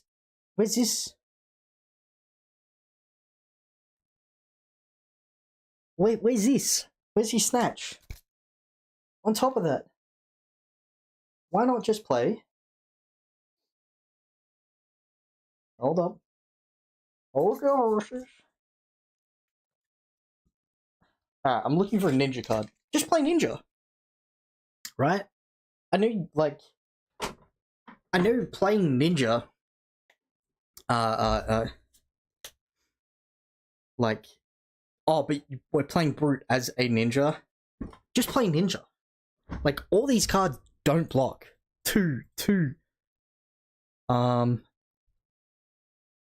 Doesn't block, but yeah. Nimby, two. I don't like to say, I think this blocks for 4. But yeah, like, Villainous Poise. Like, I think it's alright, but like the way I look at decks and the way I personally build decks, yeah, your deck is cool as long as you have an attack. If they decide not to attack you, you can sink resources into the attack. Yeah, your deck is cool as long as you have an attack. If they decide not attacking you, you can sink resources into the attack. So if they're not going to attack me, yeah, I can sink it resources into the attack, and I always have that advantage. But I need to actually check with the judge, right? Because I forget how like stalling works against opponents. Because one thing you can do against this deck is like just not play any cards and just like block out. Oh wait, no, that works. That works the other way around. I don't know. Or like, I don't know, like deciding not to play play into this deck. I don't know. Or into Claw. Yeah, okay. Or into the Claw. I don't know. It's, but you can attack. Yeah. So there's never stalling. Yeah. Look, Good list might need some work. Good list might need some work. You know what I mean? Like, this isn't winning your worlds. Unless they take forever to block the claw. Look, honestly, like when I sleeve up this deck, when I have it, and I go up against my opponent, I'm gonna sit in front of them and say, "Hey, man, I'm going to stall you out. Play your turns as quick as possible. If not, if you take too long, I'm just gonna call the judge over." Literally, like they're sitting there, they go.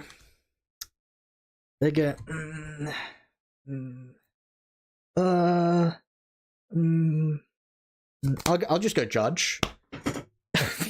He's stalling me out, and I told him to play quick. Oh, he can play whatever speed he wants. All right. Next turn.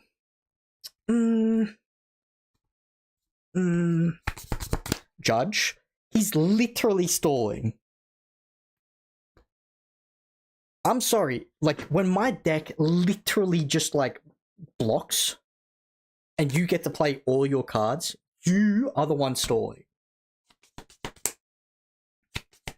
That's my personal opinion.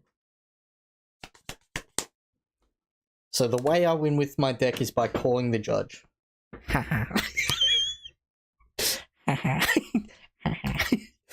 All right. Where were we? I really liked reading that.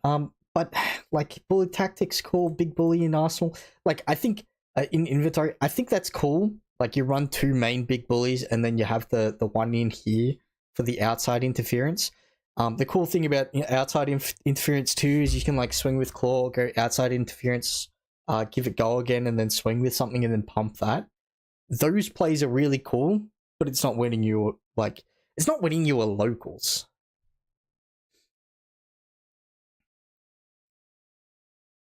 Where were we? All right. How long is his article?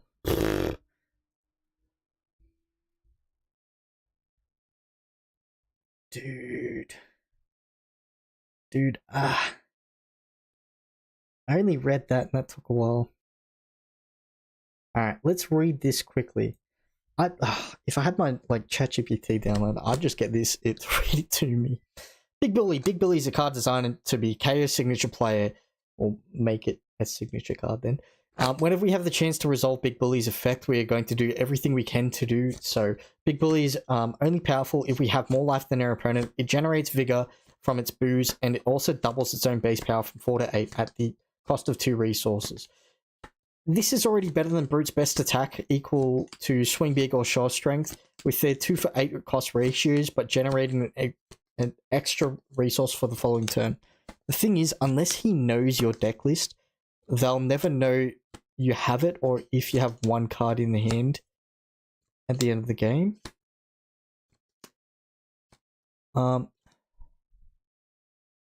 Thing is, unless he knows your deck list, they'll never know if you have it, if you have 1 card in your hand at the end of the game. I don't know what you mean by that, sorry. That's not all though. Targeting big bullies with KO's ability bumps its base power all the way up to 12. By the nature of KO affecting an attack's base power and Big Bully doubling its base, this makes Big Bully a highly modal card. You send Claw. Oh, yeah. Yeah, so it's like a two card thing, right? And I think the best card to add off that, right? Let's go. They won't know most of the time it's outside interference in the hand. Yeah, exactly. Yeah. But I have a better, I have an idea of what you actually add. So, where is it? Where's set? Super Slam. Reviled. Specializations. No. Willing Artist. I don't know. If we just...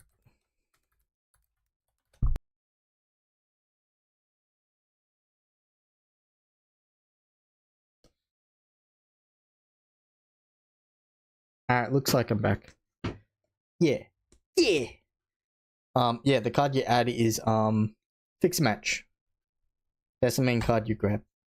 I mean, you could, like, grab the one Mocking Blow for more damage. Yeah, so free Vigor token boot. Hitting your opponent for over the head for 12 may feel amazing, but don't be afraid to play it for 8. Both modes are valuable. And which one we decide to use depends on the situation. Whichever mode you choose, resolving Big Bully would be one of the key ways for KO to get ahead in the game. No, this isn't a key way to get ahead in the game. This is a way to stay ahead in the game. Similar to Fix a Match is also cool. Unfortunately, don't have many 6s, but I thought fetching Reckless Swing in the end game. That's pretty cool. But what you do is you grab the one that makes sure you always win the clash. That's what I would grab. You just run one of it and you just like pitch it. Similar to Big Bully, Mocking Blow gains additional effects. Yeah. Gains additional effects when we have more life than our opponent, with all colors of this having a base power of 1, making it the prime target for KO's activation. They also generate Vigor tokens and gain increased power, making them functionally 0 for 3, 4, 5s, depending on the color play. KO's ability functions as a 5 power increase to these cards. So these setting for situations to be a clean 4 resource into the best way we can be doing. This card is bread and butter for this deck, which is why we are playing Nightfall 9 copies. Mocking Blow best playline involves us attacking with it while holding exactly 1 card in hand with an emptied arsenal and having a Vigor token, Find or Spring Tunic, which this makes it very difficult for our opponent to work out if we intend to arsenal a card, which we're not, we're always using the ability, or simply choose to activate KO's ability on our attack. Even better, if we hold the blue that is great in arsenal way, or the next card we'll talk about, we can select an option based on how much our opponent blocks. Sure. Come on, man. You can't be serious. Look, guys. Okay. I'm gonna make a very bold take, and I think I'll make this into a short or something. I think Overturn the Results is the card. Why don't you have one in the deck? I don't need one. I don't play outside interference. Okay. The current cope of the day is playing Nimby in every bad deck. It's like, you know the cope that people say, it's like, oh yeah, can you run Pursuit of Knowledge? Or, oh, if the deck's bad and it has 2 costs, run Pummel. What are we talking about? Like, the deck sucks. Don't play Nimby. It just sucks.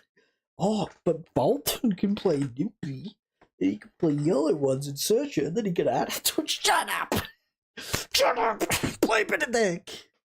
We'll learn to play without it. Alright. Oh, Nimby plus Nimblism.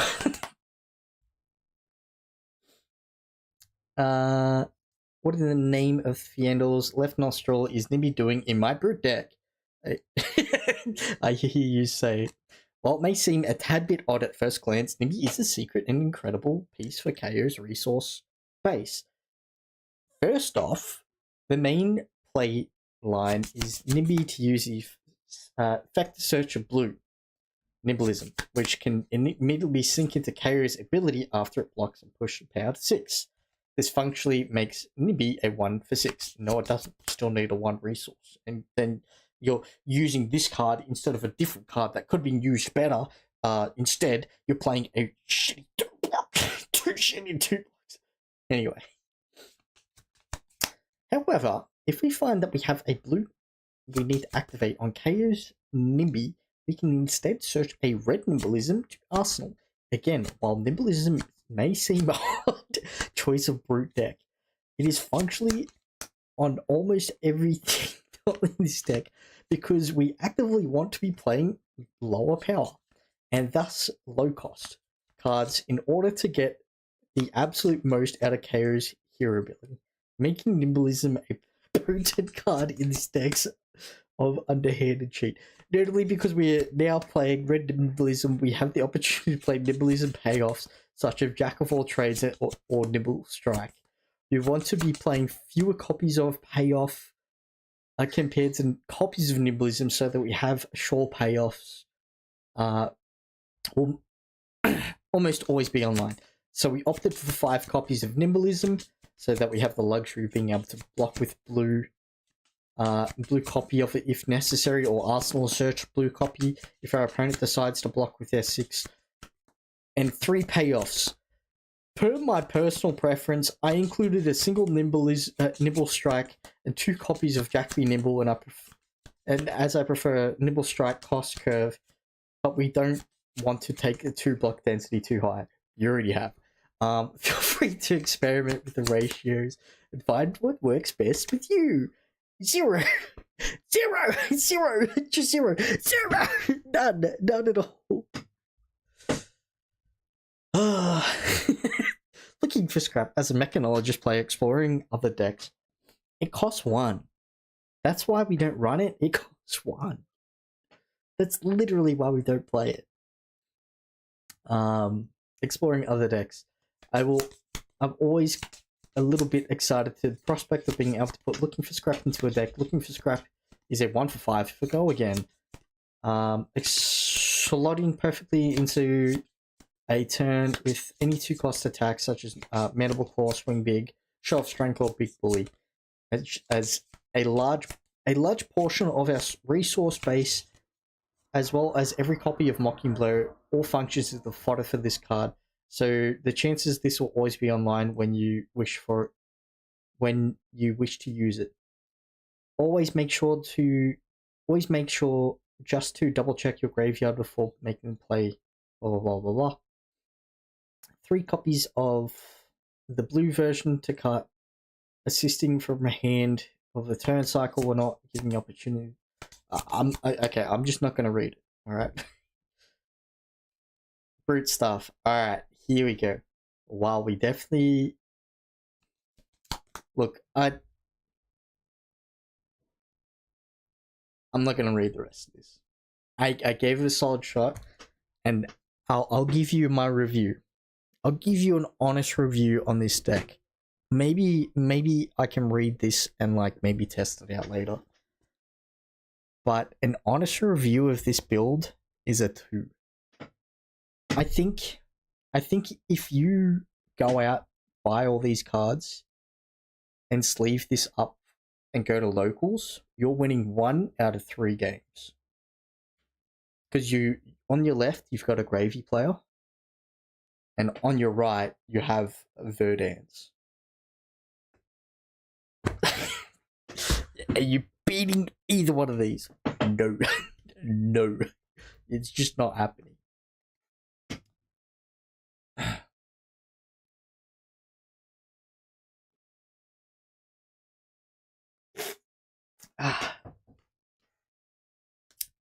That's my honest review. I'd give it a 3 if you could go 2-1, but maybe explains that the ratios make sense. I don't know, man. I don't know what to tell you. Let's see if I got any other notifications.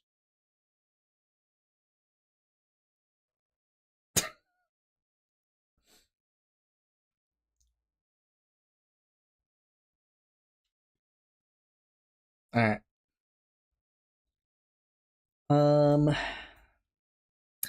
I want to give one more Talishar game. I don't know, man. How long have I been live now?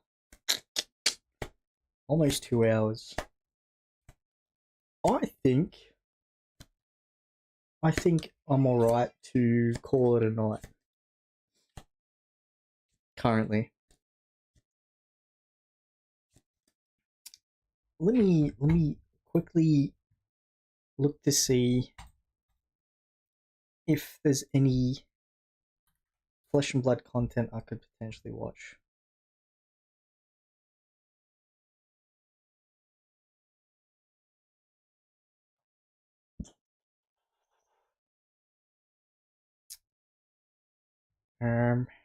Just Shigma. Sorry, I'm just looking for Flesh and Blood.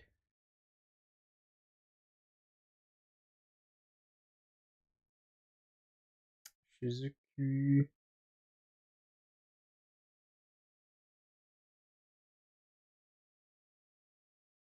Ooh. I got a good video to watch.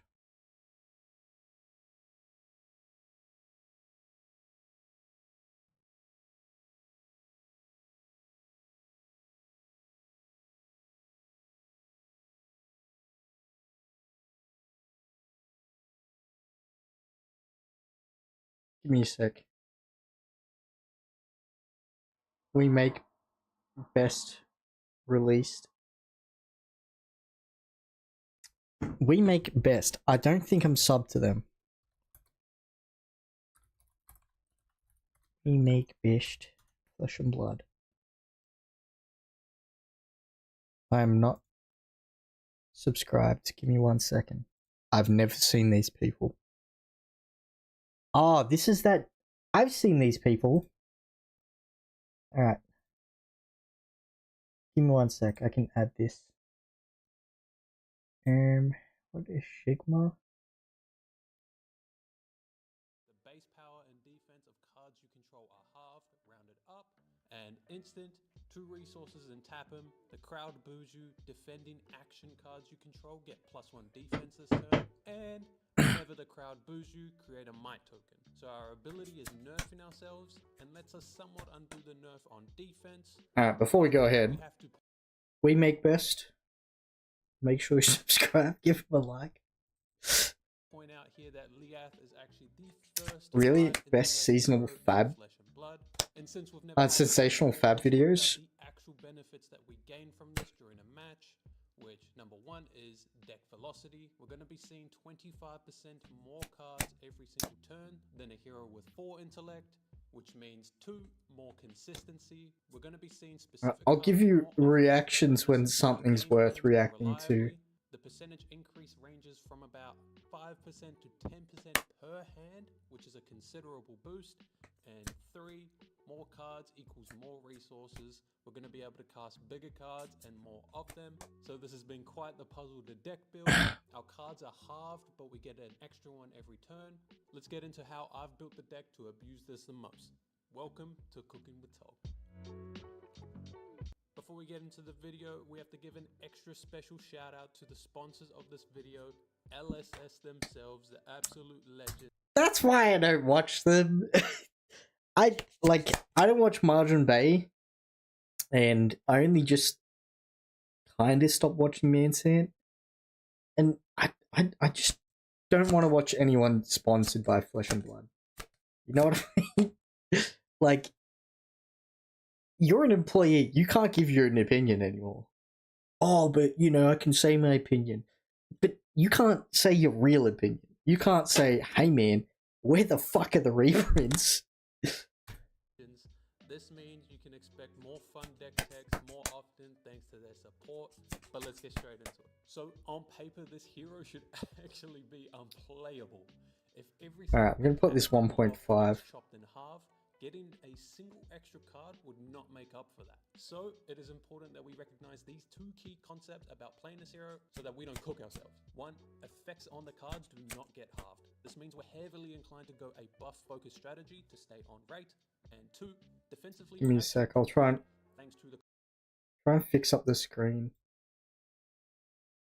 Combo of our second hero ability, nullifying our halving effect on defense, plus Rampart of the Ram's Head. These two concepts will help us build the foundation of a game plan by playing to stack multiple buffs into a single turn while being able to stay defensively responsible during the setups. So the game plan is pretty simple: setup and payoff strategy.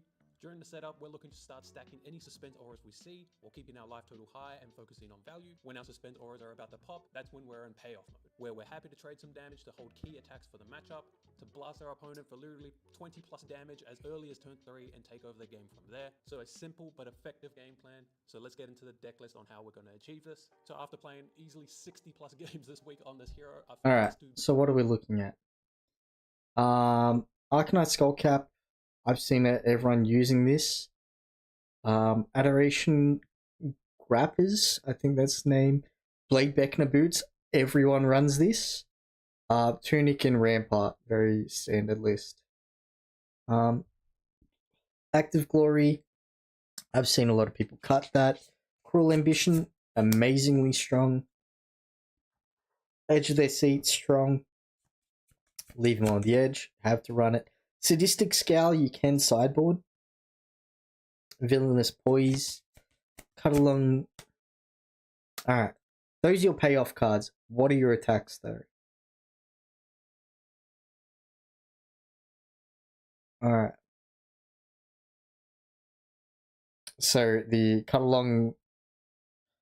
a long story short and the short stiff. The most consistent list I could find. Our reds are expensive, high impact choices to allow us to run more blue block 3s to make sure we're always able to use our defensive ability when needed. For the reds, we have Active Glory, Edge of their Seats, Leave Them Hanging, and Cruel Ambition as our stackable buffs. Suspense auras have been amazing since if we play them on our own turn, then we draw up another in the next hand. We can play it as an instant, and now we have a mini nuke ready in 2 turns for us. They are easily the core of the deck. For the rest of our reds, we have Sadistic Scowl and Villainous Pose as our pre-buffs to extend our damage cap even further on our pop-off turns. Next, I run 6 of the dwarves in main, cut a long story short, and short shrift. The disruption attached to these guys is So this has greater base, it gains 1. This has 13 or more power, it gets when this hits a hero, they discard a card. And when this deals 4 or more damage, they discard a card. Wait. Oh, to a hero. Sorry. Oh, so one's crush, one's just tower. Okay. Alright. What about that?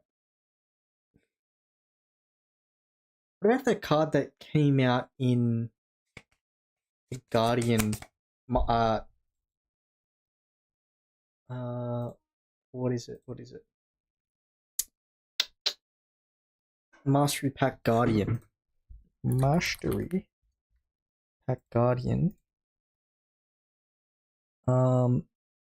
And pitch yellow. What am I looking for? Little Bigfoot. Ah, okay. Yeah. This is the card that I think is good for the deck.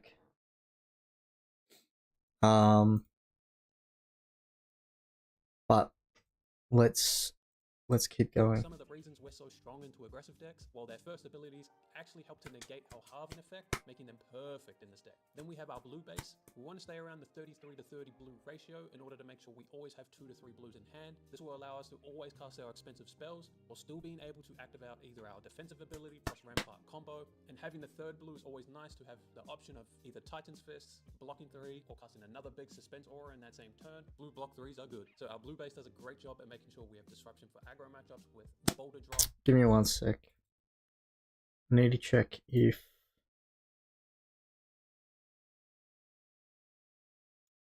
it doesn't mention anything about his music, so I'm guessing.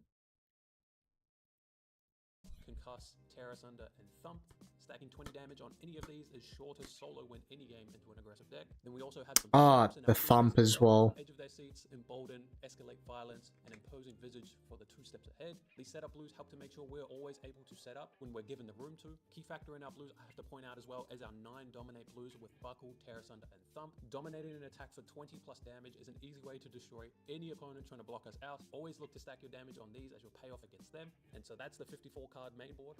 I look to bring in 2 play sets of cards from my side, depending on who I'm facing. What I've set up is I choose between a more disruptive build or a more anti-fatigue build. So Revolting and Fix the Match come in against the decks that are trying to fatigue us. Revolting is extra pre-buffs because we're going to have the space to cast it. While I originally was using Revolting Gesture in my RKO list, but I found out that it was just really bad and worse than Cruel Ambition.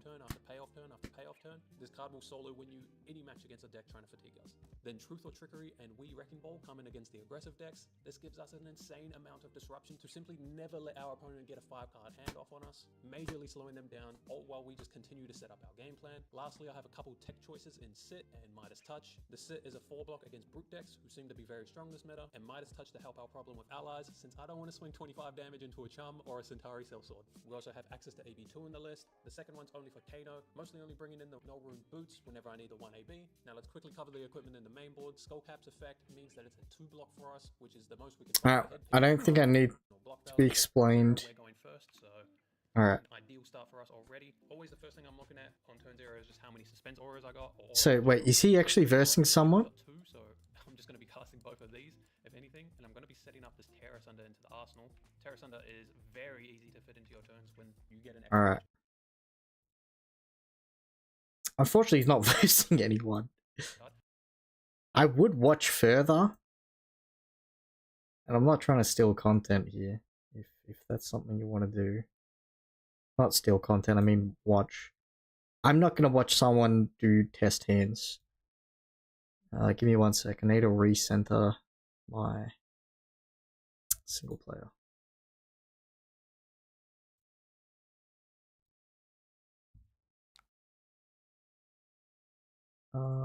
Yeah, I'm not gonna watch a video of someone doing test hands, sorry. It's my bad, pimp. How big was the screen?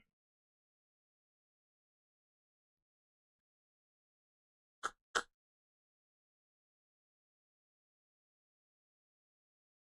think that was good. How did it look on February? Okay, alright. Cute list. I think it works well. I would just have to see in proper action. Like, test hands are cool and all. But like I versed Lyeths. I've seen how much damage they can do. Wait, what? Oh wait, that's Talshaw. I've seen what the decks can do, right? I don't need to be explained. This is just personal. Do they have any other cool videos? Not really. I could show you some underrated videos, but I'm getting a bit EP, as you can see now. I wore myself out doing my my tier list. But I guess on that note, I could stay around for longer, but I want to play Dota. I want to play Dota. All right. I'm off to bed. I will be live tomorrow again, same time. So it's like, it should be like 7 o'clock to 10. That's what I'm aiming for. So doing that Monday through to Wednesday, and then Saturday morning, as I like to call it, American time streams. See me in, you'll see me in the Discord. Subscribe, you plebs. But yeah, I'll trying very much trying doing 3 nights a week because I'm literally just sitting playing Dota, like or sitting playing Talisham. I've no life. It's all I do. Okay, so I gotta make this work. All right, I gotta do something. I've given enough of myself to this channel. I'm ringing no damn bell. But yeah, I'm going to be live tomorrow, 7 o'clock to 10. And then on Saturday mornings, I'm gonna do American time streams, just so like I can try and get those American viewers in. All right, I'm gonna call it a night. Go play some Dota or PoE. I haven't decided yet. All right. Where's my music?